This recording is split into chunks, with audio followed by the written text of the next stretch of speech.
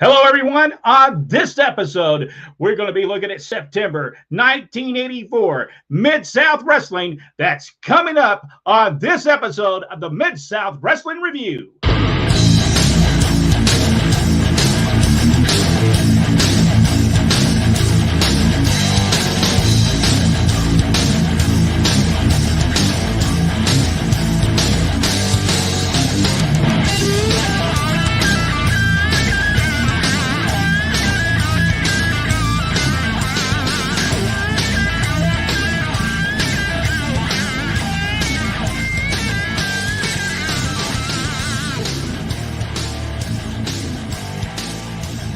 Hello, everyone, and welcome to the Mid-South Wrestling Review, right here on Pro Wrestling Inside and Out. And now, here's your host, Rodney West, along with Jack Lord and Brent West. Hello. Hello, everyone, and we welcome you again to our Mid-South Review. It is episode 265. Very rare, this episode. Very hard to get.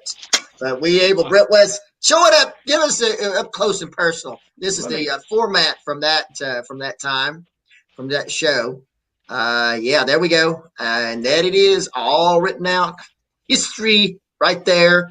Mid-South Wrestling. And if people want to know what these are right here, these little, that's Ron West, referee, Pee Wee Anderson, referee, Carl Fergie, back to Ron West, Pee Wee, Carl Fergie as the referees on that match.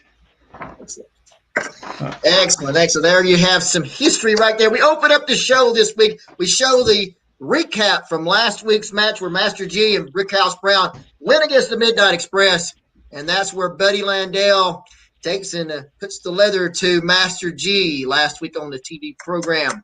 Then we have the first match. It's going to be a return match, Midnight Express versus Brickhouse Brown and Master G. Jack, what do you think about that match? I thought it was a really great, well-paced match. It's hard to beat the Midnight Express. I mean, they're just you could, you always hear that expression of they could wrestle a broom, and those two guys really could. It was just a great match. Now, during this match, did they do the impromptu lumberjack match, or does that come up later on? No, that was it. That was it. They did the impromptu, which was the only comedy spot I'll hand you of this whole show was when Cornette sees them all coming and takes off running. and that was, it was hilarious to the crowd, but presented in, he was a coward. That's why he's running. So now, did they have the belts? Comedy. They had the belts, right? It was a Canadian lumberjack match, or did they just throw them in the? No, I think it was just a lumberjack. Okay. I love Canadian lumberjack matches. That's just good. Although if for some of the current product, they would just sit there and hold them. Look, we're going to hit you with it. We're going to hit you with it. That's so good.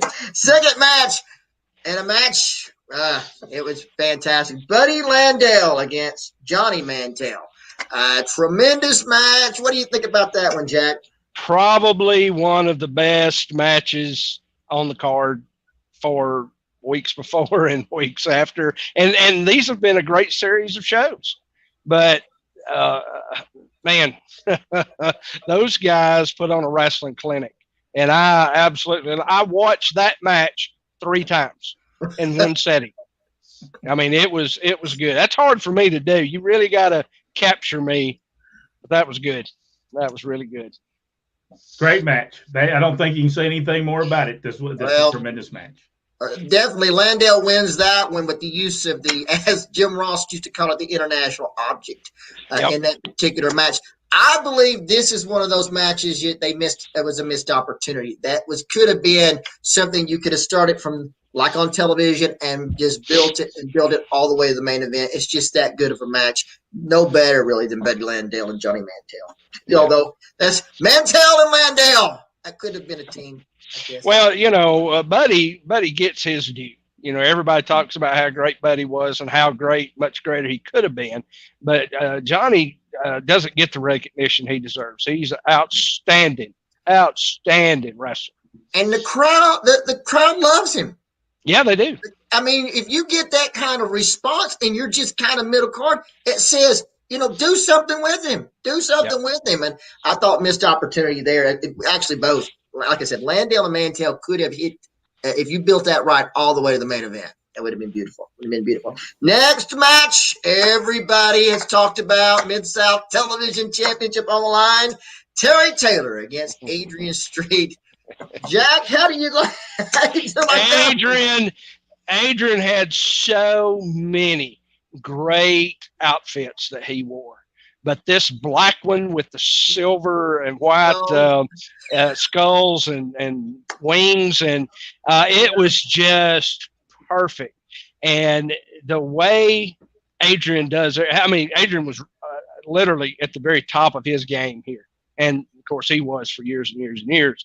But I'm not. I like Terry Taylor. I don't dislike watching these matches, but I don't really get over it. Oh, you lost him. I'm back. But Terry really did fantastic during this match. I thought it was really great, and that finish of the kiss was superb. Yeah, worked great. Terry sold it just like he should had. The commentary would not have gone over in today's world, but for the time, it was spot on. I love that. I thought that was so good, and it had never been done in Mid-South Wrestling. So the talk, we were there. We were at the shows, and people talked about it in the arenas. It was something. Again, missed opportunity. Never did anything with Adrian Street prior to that. No. I think honestly, I think, and we'll see in the future in episodes after this. I think Bill Watts was scared of it. I think he was. That was. I don't think Bill Watts scared easily, but I think he was afraid. I think he was afraid of this particular idea, and I think that's the reason he abort quick, get him out as fast as he could. Next match got Bill Dundee against Jason Walker. How did you like that one? I thought it was a very well-paced match. Jason is really good. Jason's one of those guys that don't get a lot of recognition, but he was one of the better enhancement guys of that era, and a nice kid. You can't help but like Jason. But I thought it was a really good match. Bill made him look really good, and he did whatever he was supposed to do for Bill. And that's the thing. I like this idea, and I actually saw a match with Jerry Lawler against Mike Jackson in Atlanta when he was coming and doing the thing with Roddy Piper. And again, it was the same thing. I didn't eat the guy's lunch. I made him look good, so I have somebody to beat. And I think that's important. And nobody cares to watch these mismatches, I'm telling you. And I think that the idea of how they've been doing it, or how Bill does it, is just perfect. Absolutely. Now, is this the third week Bill Dundee's been on the television program? I believe so. And he's beat him every time with the sleeper hold, correct? Right. He was getting it over because I can remember very smart booking because he would hit that. So when he went to the arena and he would hit it, he'd get that big pop out to people. And Adrian Street, there's matches that you can go watch on YouTube. Adrian Street, Bill Dundee. Go watch that. You'll see what we're talking about. He hits that. And it's the whole thing of development is you basically tell people why you're there and get your finish over. And that was what Bill was doing. And also the fact he knew what he was doing in the ring, and you can see that tremendous matches, not just boring stuff. You know what I'm saying? So next match up, we got Magnum TA against Steve Brinson. Ernie Ladd's at the desk. What do you think about this one? Well, let me tell you something. I'm coming after that championship belt. I love that. What's that kid's name again? That Magnum. Steve Brinson. Man, he had a look. He's still green. Didn't have the greatest punches in the world, but you could tell there was some potential there. I don't know whatever happened to the guy, but he I believe you could have lit a fire with him and gotten somebody, gotten him to be somebody. But it was good to see Magnum back in the ring because he's a champion, and you barely heard from him in like 6-8 months now. So yeah, and the last time we saw him, he got hit upside the head with the Dr. Deathwood helmet upside the head. So that's the last time we've seen him. Then we have match number 6 where Magnum TA wins that one. I'm guessing belly to belly. He does belly to belly. And I'm with you on Steve Brinson. There was so much possibility and potential there. Just with a little bit of work. He looked like a young Glenn Jacobs to me. Yeah, I mean, facially, the way he was built. Yeah, Lord Humongous, for sure. Yep. Every time I saw him, that build, I thought, Lord Humongous. You could have two of them easily. Easily had two of them. All right, then in the last match on this particular extravaganza, we've got Hercules Hernandez and Steve Dr. Death Williams against the Fantastic. This is the first time we've seen the Fantastic back on television, I think, since they were back before, right after the chair incident, and then they came out and act like nothing happened. So, yep. I still don't know why they didn't go nowhere with that. I will still to this day not have a clue why that didn't go no further. That's one of those things. What in the world were they thinking? Buddy Landell's at the desk. How did this one go, Jack? I thought it went pretty well. The Fantastics had to slow down a little bit because the other two guys are not going to speed up for them. So it was probably my favorite match that they had. The Fantastics that they had there. And it's a very well told match. Everybody was where they needed to be. So was he. Well, and he's all blocked up. I guess during the match they went in slow motion. I think that's what happened. Well, we were talking about go ahead, Jack.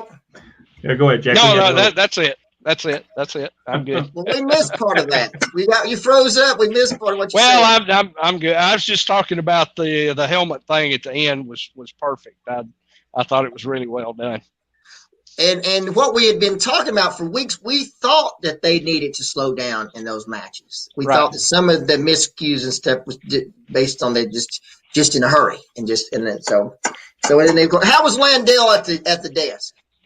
Perfect, like always. It's just beautiful. All right, so that ends the program. The next week on the program, we're going to have, it's just like Royal Class moves in because next week on the program is going to be Chris Adams, Jake the Snake Roberts, and Killer Khan with General Skander Akbar. And that ends this event. And by the way, 265. By the way, at the end of this, it says, and he tells all these people, and he says, "Oh, plus it's some Mid-South stars." That's what it says. I can't make that up. Look at this. They make a big deal out of everybody, and then say plus Mid-South stars. Now that's Jim. Is that Jim Ross's handwriting, right? Jim Ross wrote all these things that I've got. But here's some things that I thought they missed the boat on, and of course they had access to him. Chris Adams, I thought could have been really big.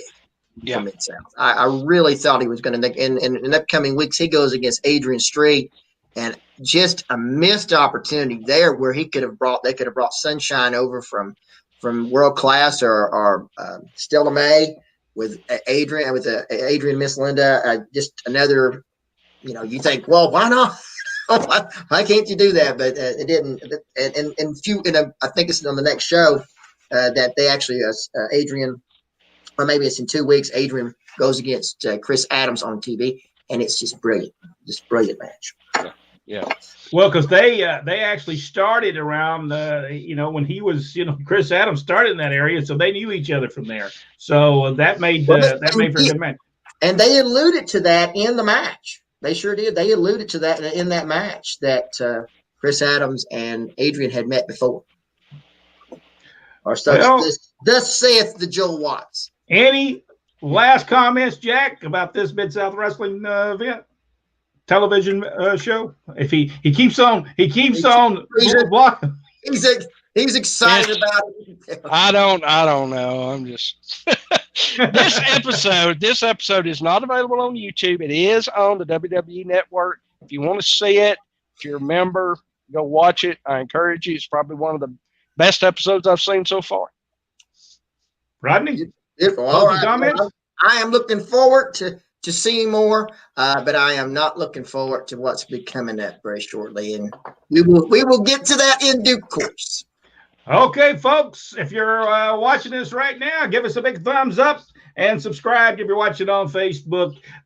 Do us a favor, like and share the page. And we want to go ahead before we leave and tell everybody about our merchandise that is for sale. You can go to facebook.com. You're watching on Facebook, Pro Wrestling Inside Out. Just hit that shop now button, and you can go and you can buy your Souvenirs Pro Wrestling Inside and Out shirt. The Bomber wear right there, Bomber shirt, Bomber coffee cup, a whole lot more stuff right there on sale there. All right, for Jack Lord, for Rodney West, we have looked at Mid-South Wrestling, and next episode 266, Mid-South Wrestling. We'll see you Readily then. available on YouTube.